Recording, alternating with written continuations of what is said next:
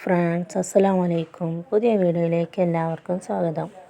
അപ്പോൾ ഇന്നത്തെ വീഡിയോ അടിപൊളി ഒരു പാലപ്പത്തിൻ്റെ റെസിപ്പി ആയിട്ടുള്ള വീഡിയോ ആണ്. എല്ലാവരും ഫുള്ളായിട്ട് കാണണം.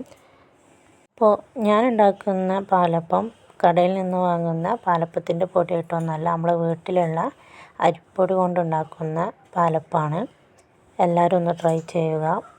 അപ്പോൾ ഇതിലേക്ക് ആവശ്യമായത് അരിപ്പൊടി, തേങ്ങാപ്പാലും എടുക്കാം. തേങ്ങ ഞാനങ്ങനെ ഇടുകയാണ് ചെയ്യുന്നത്. പിന്നെ അതിലേക്ക് 2 കയ്യിൽ ചോറ്, വേവിച്ച ചോറ്, പിന്നെ അതിലേക്ക് 1/2 ടീസ്പൂൺ ഈസ്റ്റ്. ഇത്രയും സാധനങ്ങളാണ് ഇതിലേക്ക് ആവശ്യമായത്.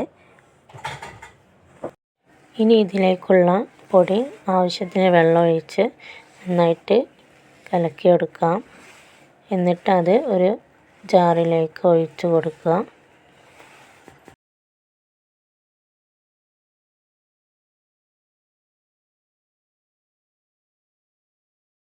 എന്നിട്ട് അതിലേക്ക് ചിരകി വെച്ച തേങ്ങ ഇട്ട് കൊടുക്കുക.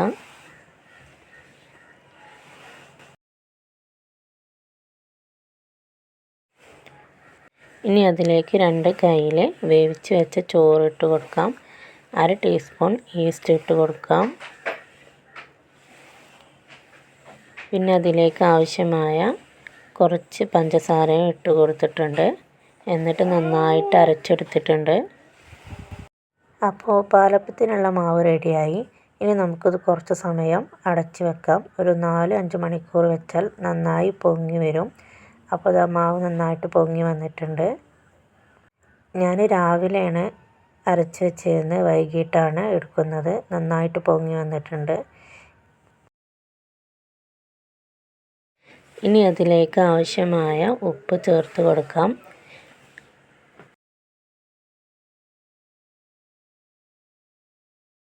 എന്നിട്ട് പാലപ്പം ചുടാനുള്ള പാലപ്പച്ചട്ടി നമുക്ക് ചൂടാക്കി എടുക്കാം. എന്നിട്ട് അതിലേക്ക് ഒഴിച്ച് നന്നായിട്ട് എല്ലാ ഭാഗത്തേക്കും ആക്കി കൊടുക്കാം.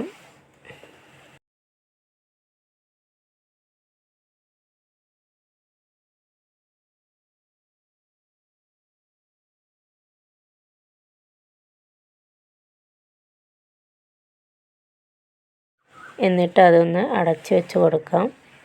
നല്ല പാലപ്പം റെഡിയായി. ഇതുപോലെ എല്ലാവരും ഒന്ന് ട്രൈ ചെയ്യുക. നല്ല ടേസ്റ്റാണ്. വീട്ടിലുള്ള സാധനങ്ങൾ വെച്ചുണ്ടാക്കാൻ പറ്റിയ നല്ല അടിപൊളി പാലപ്പമാണ്. ഇനി പാലപ്പത്തിലേക്കുള്ള കറി നമുക്ക് ഉണ്ടാക്കാം. നല്ല ടേസ്റ്റി ആയിട്ടുള്ള തേങ്ങ അരച്ച ചിക്കൻ കറിയാണ്. അതിലേക്ക് ആവശ്യമായത് തക്കാളി, വലിയുള്ളി, 2 പച്ചമുളക്, ഇഞ്ചി വെളുത്തുള്ളി പേസ്റ്റ്. അതിലേക്ക് ഒരു തക്കാളി കൂടി കൂട്ടിയിട്ടാണ് അരച്ചിട്ടുള്ളത്. ഇനി ഒരു കുക്കർ എടുത്ത് ചൂടാക്കിയതിന് ശേഷം അതിൽ വെളിച്ചെണ്ണ ഒഴിച്ച് ഉള്ളി ഇട്ട് കൊടുത്ത് എളുപ്പത്തിൽ വെന്ത് കിട്ടാൻ വേണ്ടി അത്യാവശ്യം ഉപ്പിട്ട് കൊടുത്ത് അത് വഴണ്ട് വന്നതിന് ശേഷം അതിലേക്ക് തക്കാളി, 2 പച്ചമുളക് ഇട്ടു. പിന്നെ അതിലേക്ക് 2 ഏലക്ക, ആവശ്യത്തിന് ഗരം മസാല ഇട്ട് കൊടുത്തു. പിന്നെ അതിലേക്ക് മല്ലിച്ചപ്പ്, കറിവേപ്പില വീട്ടിലുണ്ടായതാണ് എടുത്തിരുന്നത്. അതിട്ട് കൊടുത്ത് നന്നായിട്ട് വെന്തതിന് ശേഷം അതിലേക്ക് കുറച്ച് ചെറിയ ജീരകപ്പൊടി ഇട്ട് കൊടുക്കാം.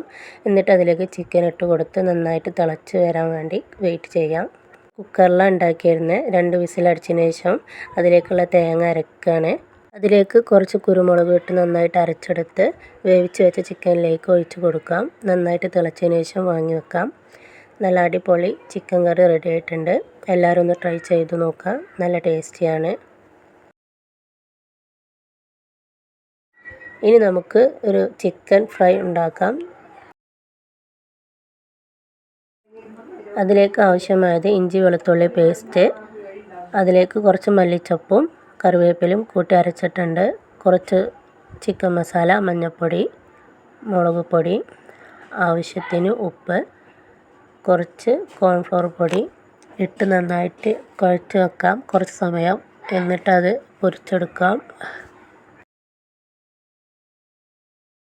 നല്ല അടിപൊളി ചിക്കൻ ഫ്രൈ റെഡി ആയിട്ടുണ്ട്. Thank you for watching.